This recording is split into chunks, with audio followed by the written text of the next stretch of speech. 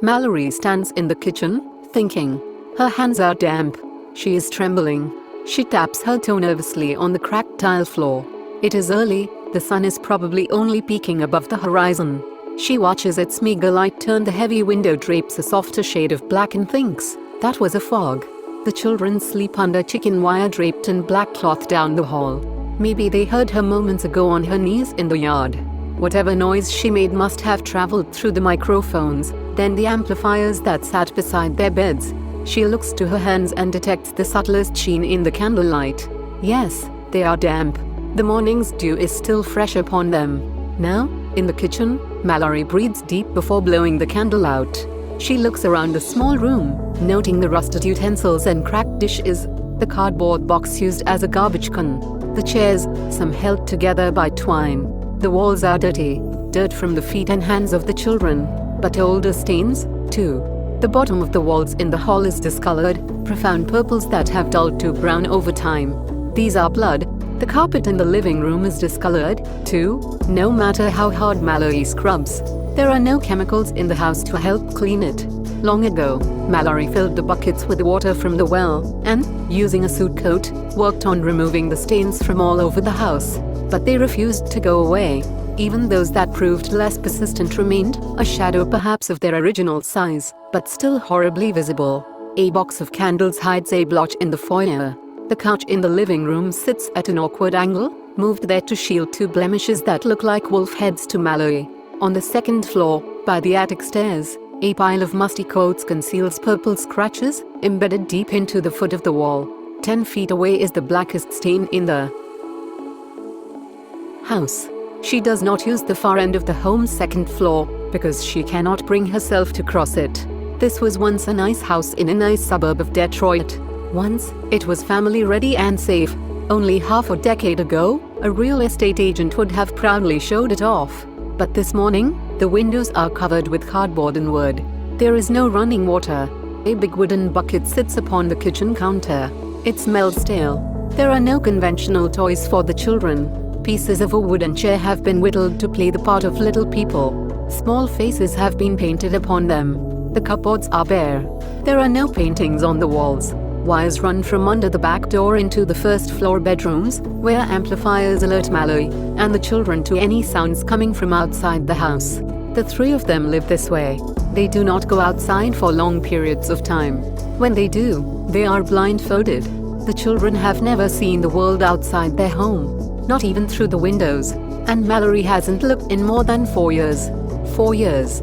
She does not have to make this decision today. It's October in Michigan. It's cold. A 20-mile trip on the river will be hard on the children. They may still be too young. What if one of them were to fall into the water? What would Mallory, blindfolded, do then? An accident, Mallory thinks. How horrible. After all this struggling, all this survival, to die because of an accident. Mallory looks at the drapes. She begins to cry. She wants to yell at someone. She wants to plead with anyone who might listen. This is unfair, she would say. This is cruel. She looks over her shoulder, to the kitchen entrance and the hall that leads to the children's bedroom. Beyond the doorless frame, the children sleep soundly, covered by black cloth, hidden from light and sight. They do not stir. They show no sign of being awake. Yet, they could be listening to her.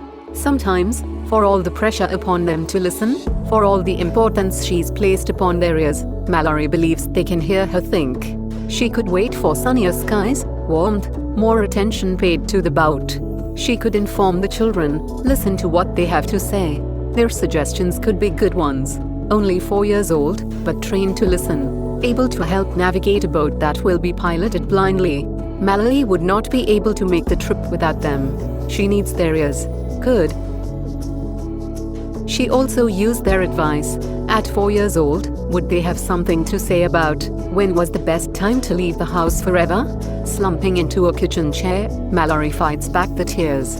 Her shoeless toe still taps on the faded linoleum. Slowly, she looks up to the top of the cellar stairs. There she once talked with a man named Tom about a man named Don. She looks to the sink, where Don once carried buckets of well water, trembling for having been outdoors. Leaning forward, she can see the foyer, where Cheryl used to prepare the food for the birds. And between herself and the front door is the living room, silent and dark, where there are too many memories of too many people to digest.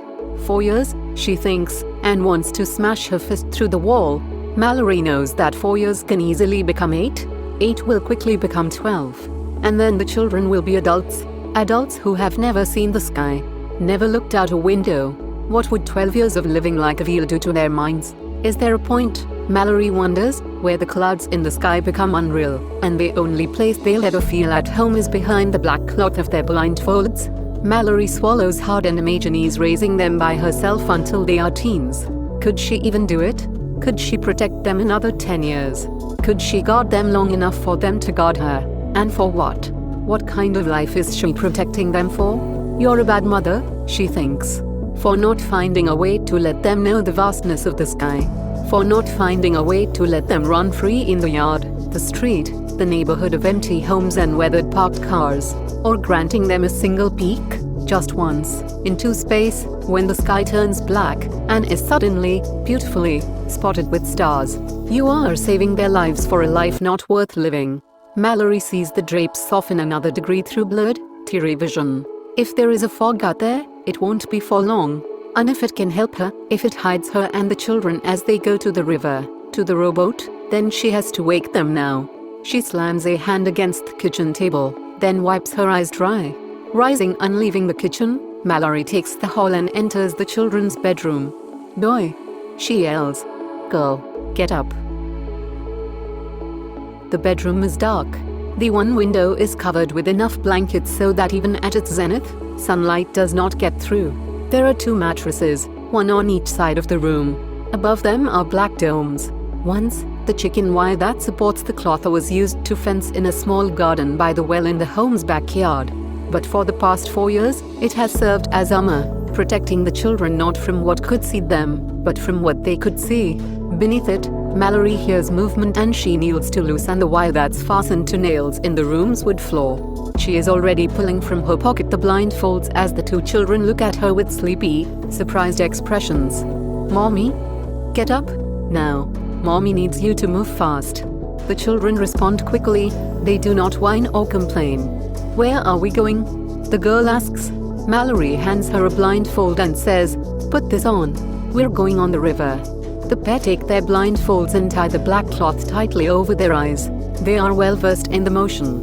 Experts. If at 4 years old they can be experts in anything. It breaks Mallory's heart. They are only children and should be curious. They should be asking her why. Today, they are going on the river, a river they have never been on before. But, instead, they just do as they are told. Mallory does not put on her own blindfold yet. She will get the kids ready first. "Bring your puzzle," she tells the girl. "And, both of you, bring your blankets." The excitement she feels is unnameable.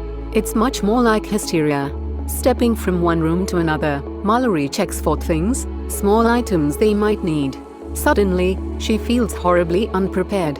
She feels unsafe, as though the house and the earth beneath it just vanished, exposing her to the outside world entirely. Yet, in the mania of the moment, she holds tight to the concept of the blindfold. No matter what tools she might pack, no matter what household object might be used as a weapon, she knows that the blindfolds are their strongest protection.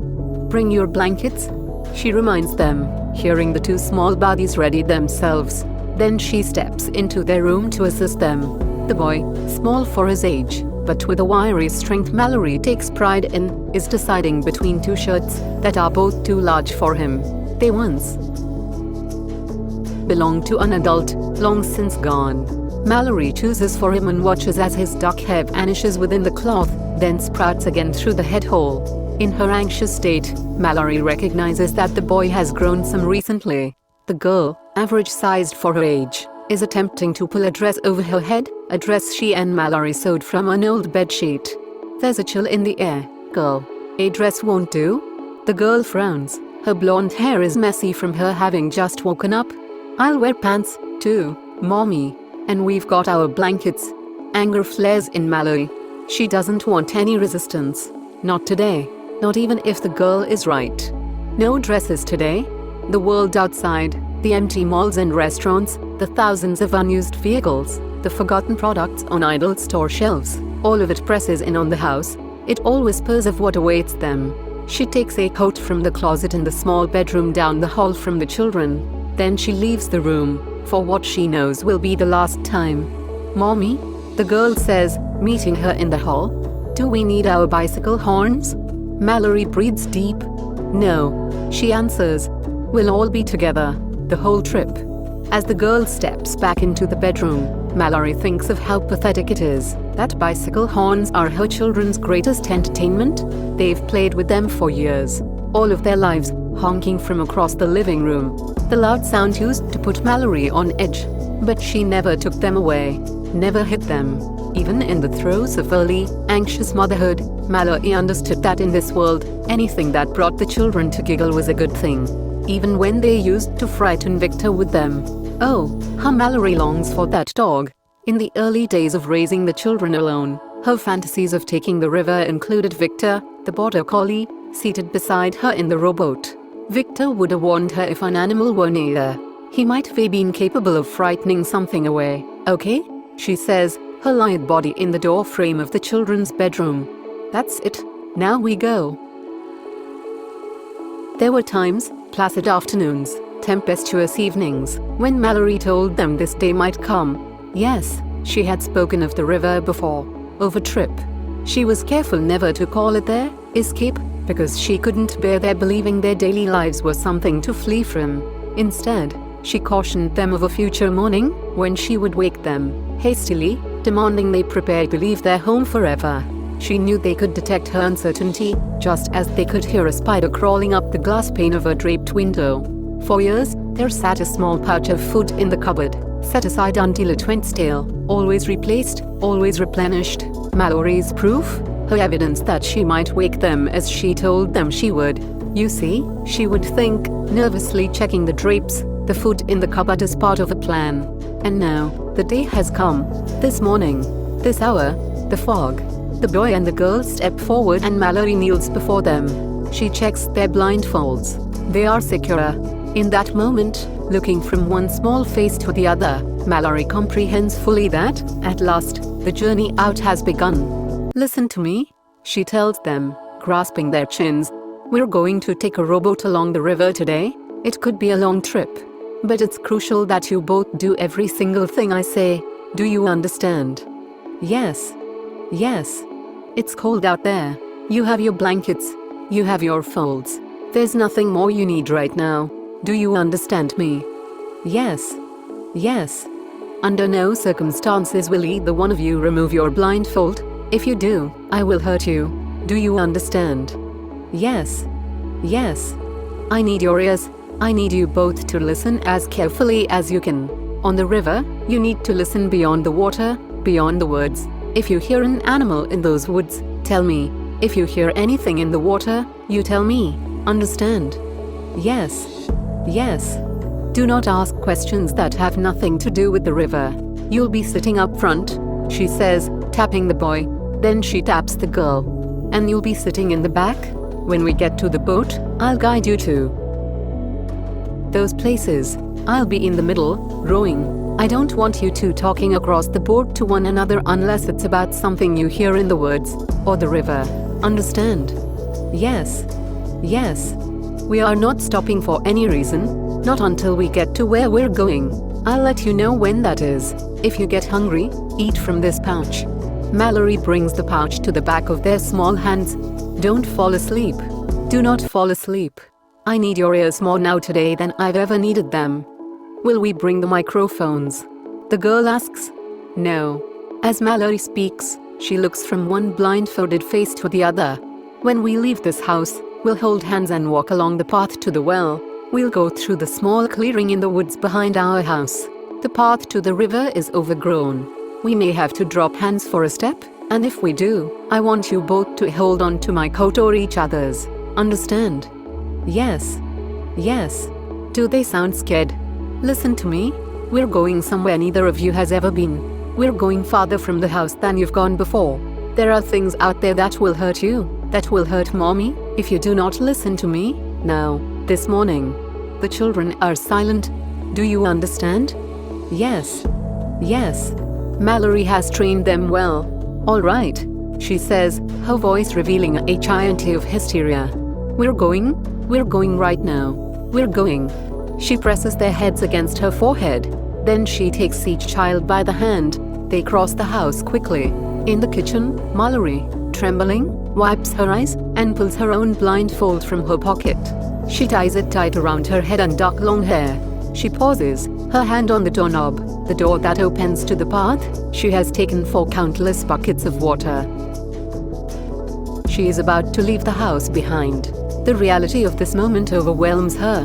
When she opens the door, the cool air rushes in, and Mallory steps forward, her mind's eye blurry with terror and scenarios, too ghastly to speak of in front of the children. She stammers as she speaks, nearly yelling as she does. Hold my hands, both of you. The boy takes Mallory's left hand. The girl slips her tiny fingers into her right. Blindfolded, they step from the house. The well is 20 yards away.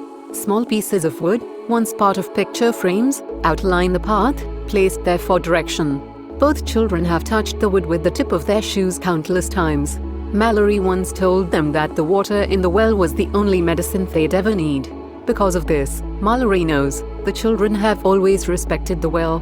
They never complained about fetching water with her. At the well now, the ground is bumpy beneath their feet. It feels unnatural, soft. Here's the clearing, Mallory calls. She leads the children carefully. A second path begins 10 yards from the well. The entrance to this path is narrow, and it splits the woods. The river is less than 100 yards from here.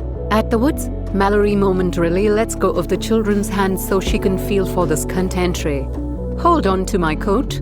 She feels along the branches until she finds a tank top, tied to a tree at the path's entrance. She tied it here herself more than 3 years ago. The boy grabs hold of her pocket and she senses the girl take hold of his. Mallory calls to them as she walks, constantly asking them if they are holding on to one another. Tree branches poke her in the face. She does not cry out. Soon, they arrive at the marker Mallory has stuck in the dirt. The splintered leg of a kitchen chair, stuck in the center of the path, there for her to trip on, to stumble over, to recognize. She discovered the rowboat 4 years ago, docked only 5 houses from their own. It has been more than a month since she last checked on it, but she believes it is still there. Still, it's difficult not to imagine the worst. What if someone else got to it first? Another woman, not unlike